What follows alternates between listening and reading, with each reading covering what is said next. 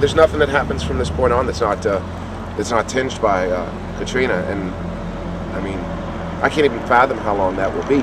People have asked me, we sort of were joking around a long time ago, what the over-under is on when the first edition of the Times-Picayune will come out that does not have a Katrina-related story on the front page. And I have to think it's, 5 years, maybe 10 years. It's inescapable, and it touches everything we do, from the schools we go to, the jobs we have, our economy, our sports, Mardi Gras, everything. It's one time when we answered the call. I think the local TV stations, radio stations, and the Times-Picayune stepped up and really answered this thing. We found out what we're made of, and I'm kind of proud of that point. We've provided, I think, more leadership than certainly the so-called leaders of the community who seem to be running around and at odds. We're a voice of reason, and we're reaching deep into the community. How many hurricanes did we cover over the last 20, 30 years? And every hurricane I ever covered was pretty much get in the car, get the cameras, go down, cover the hurricane. Well, this one, I was going out of town. I wasn't going to stay. And my friend David Tyree, who I had done some replacement for on radio, couldn't make it, so they called and said, "Can you come for just one night?" And I said, "Sure." So the family left, and I walked down to CC's at Magazine in Jefferson, got a cup of coffee, walked back out, and there's a big palm tree full of green parrots that somebody released 10 years ago, and now there are hundreds of them. And you can't walk out of CC's on that side and hold a conversation because of the parrots. And I walked out, and I looked up at the palm tree, and there are no parrots.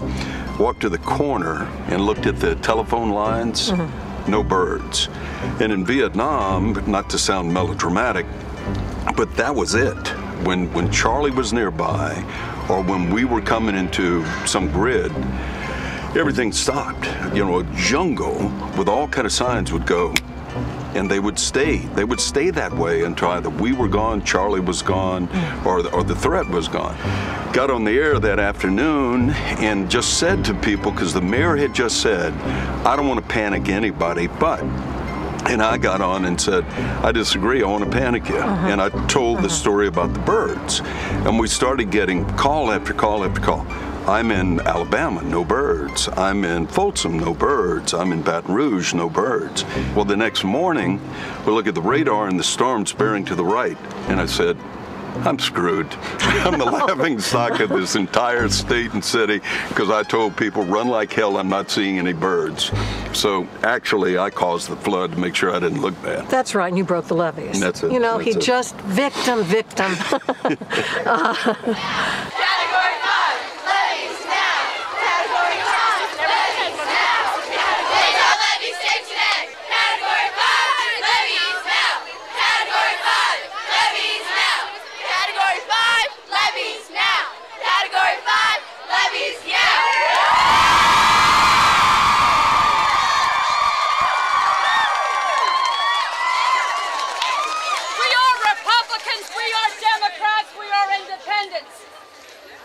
New Orleans, we are from Jefferson Parish, we are from St. Bernard, we are from St. Tammany, we're from Lafourche, we're from numerous other parishes. The point here is that we represent many political views, yet we're all here on this one issue. And what is our issue? Category 5 levees and coastal restoration. Category 5 The life jacket is here because we don't feel safe. If they don't fix our levees, we're going to be like swimming in our city. Wearing this vest is a symbol of what happened to my neighborhood because I live in Mid-City and it was flooded. It was flooded because of the 17th Canal under erosion of the levees and also because of the erosion of the wetlands. And so our feeling, I think everybody out here understands that those two things go hand in hand. You can't have one without the other. Restoration of the wetlands and rebuilding the levees. I'm out of my house. I'm a Republican. I had damage from the storm just like everybody else. So I'm not really trying to blame anybody. I'm just trying to rebuild our state. And I don't want to blame the governor. I don't want to blame the president. I really just want to move forward and focus on what we need to do to rebuild our state. Ask the federal government and the state government to spend their money wisely in the right places, rebuild our levees, strengthen our area, and make sure this doesn't happen again. Survive! I created this organization on Sunday, just 5 days ago, and it was in response to an awful lot of frustration I've experienced over the last 4 months. I've lost my house, I've lost everything I've owned, and I'm starting all over again. And I'm frustrated. I'm very frustrated. And I'm well aware that what's going on in New Orleans has fallen off the radar screen, the national radar screen. And I wanted to come up with some idea that was going to put it right back on, because it needs to be addressed. I'll get back to fixing my house again, but I'm not going to do it until I feel some safety in going back to my neighborhood, and it's not going to flood next year. We're joined totally on this one issue, Category 5 levees and coastal restoration. And I wanted that message to be back on the national track so that it can get appropriate attention.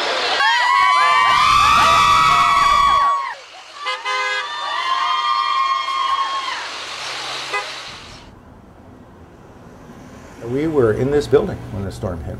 It rode it like a champ. In fact, we came out the morning after the storm and thought, well, that was too bad for the Texas live oaks on the street, and we could see some damage on rooftops, but we thought, well, we rode that pretty well. And it wasn't till Tuesday that we realized what was going on. There was really no information. We figured the best thing to do is get everybody we could find together and ask them how they felt about what was going on, what was open, what were they doing, what were their plans. Our message to the nation is that we, the citizens of Louisiana, will do all that we can do to see that our citizens all have a voice.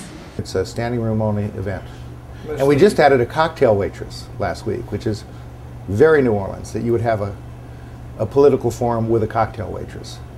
It's the oldest established floating crap game in New Orleans. This is the longest running and best established community gathering that this town has had in a long time.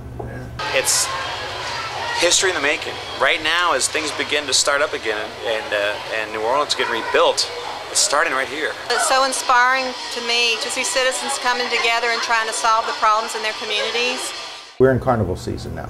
12th night, which was the 6th of January, was 12th night. And the 12th day of Christmas, when the partridges and the pear tree, and that starts carnival. So carnival runs from now till February 28th, Tuesday, which is Fat Tuesday, which is Mardi Gras. And then we have Lent, and then Easter, and they have a list outside the church. You can see it all. So we're in carnival season, and so king cake is traditional. It's a big cake that doesn't taste very good, but in your slice there's a chance that you have this little baby, little plastic baby, and if you don't swallow it, you don't choke on it, you get a prize for having, and you are the king of that particular event. You get to host the rest of the evening. So tonight, Jimmy, rather than having king cake, he has levee cake, and it's who finds the breach in the cake.